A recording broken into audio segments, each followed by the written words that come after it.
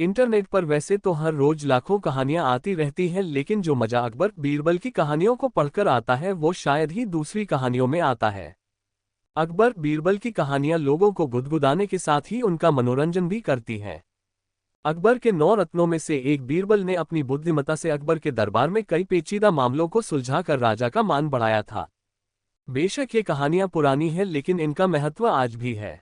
हर माँ बाप की चाहत होती है कि उनका बच्चा जन्म से ही बुद्धिमान बने। अगर आपकी भी यही चाहत है तो आज से ही अपने बच्चों को अकबर बीरबल की कहानियां पढ़ने की आदत डलवाएं। यहाँ आपको अकबर बीरबल से जुड़ी कई ऐसी कहानियां पढ़ने को मिल जाएंगी जिससे आपके बच्चे का आत्मविश्वास भी बढ़ेगा और वह भविष्य में अपने जीवन से जुड़े कई महत्वपूर्ण फैसले आसानी से ले पाएंगे। ये कहानी रोचक होने के साथ साथ मनोरंजक भी है। एक दिन दिल्ली का कोतवाल 2 आदमियों को लेकर बादशाह अकबर के दरबार में आया। बादशाह के पूछने पर उसने बताया, जहांपनाह, ये दोनों आदमी आपस में लड़ रहे थे। काजी जी इन दोनों के झगड़े का फैसला नहीं कर पाए हैं, इसलिए मैं इन्हें यहाँ लाया हूँ। ये दोनों व्यापारी हैं। बादशाह ने दोनों को देखा और उनसे झगड़े का कारण पूछा। उनमें से एक ने बताया, जहांपनाह, मैं एक सौदागर हूँ। मेरा नाम शेरौली है। मैं 5 साल से ज्यादा समय से दिल्ली में रहता हूँ। दिल्ली में आने से पहले मैं अफगानिस्तान रीडमो एक बार अकबर और बीरबल बाग में घूम रहे थे। अकबर अपनी गोदी में पोते को लिए हुए थे। तभी अकबर ने बीरबल को चिढ़ाने के लिए कहा, बीरबल, तुम हिंदुओं के भगवान सचमुच अजीब हैं। बीरबल ने सोचा कि बादशाह अकबर इस्लाम की जितनी इज्जत करते हैं उतना ही हिंदू धर्म का भी आदर करते हैं। ये मुझे चिढ़ाने की कोशिश कर रहे हैं। फिर भी उन्होंने बादशाह से पूछा, क्या हुआ महाराज, कुछ हम भी तो सुने। तुम अपने कृष्ण को देख लो। जब भी उनके भक्त उनसे सहायता मांगते हैं वे खुद दौड़े चले आते हैं। क्या उनके पास रीडमो एक बार अकबर के दरबार में लंका नरेश का दूत आया। उसने बादशाह से अनोखी प्रार्थना की, जहांपनाह, आपके दरबार में एक से एक ज्यादा अक्लमंद मौजूद है।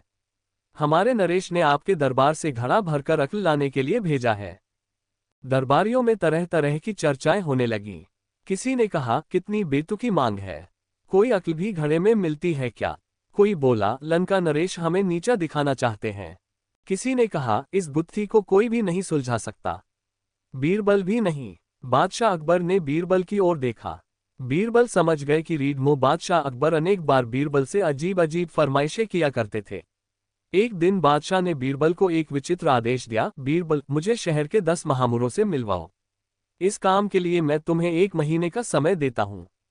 बीरबल ने बादशाह को सिर झुकाया और कहा, यह तो कोई बड़ी बात नहीं है जहांपनाह। जल्दी ही मैं आपकी मुलाकात 10 महामुरों से करवाऊंगा। बादशाह अकबर के दरबार में 9 प्रसिद्ध विद्वान थे। इनमें बीरबल सबसे अधिक विनोदी थे। वे गजब के हाजिर जवाब थे। इसी कारण अकबर उन्हें सबसे ज्यादा चाहते थे। कुछ लोग ऐसे भी थे जो बीरबल की प्रसिद्धि से परेशान रहते थे। वे किसी न किसी तरह बीरबल को अपने रास्ते से हटाना चाहते थे। एक बार उनमें से किसी ने बीरबल की जान लेने का षड्यंत्र रचा। इस काम के लिए वे बादशाह के नाई के पास गए। उन्होंने नाई से कहा, हज्जाम साहब, हमें आपकी मदद की आवश्यकता है। आप हमारी थोड़ी मदद कर दें। हम आपको सोने से रीडमो दिल्ली नगर में एक बड़े प्रतिष्ठित और विद्वान पंडित रहते थे। उनके श्रेष्ठ आचरण के कारण दरबार में उनका बड़ा मान सम्मान था। पंडित जी बिना समझे किसी काम में हाथ नहीं डालते थे और जिस बात को अपने मुख से कह देते उसका पूरी तरह पालन करते थे। इस कारण मित्र समुदाय उनसे हमेशा खुश रहता। एक दिन जब पंडित जी चौके में बैठकर भोजन करने बैठे तो परोसकर रखे गए खाने में एक बाल निकला।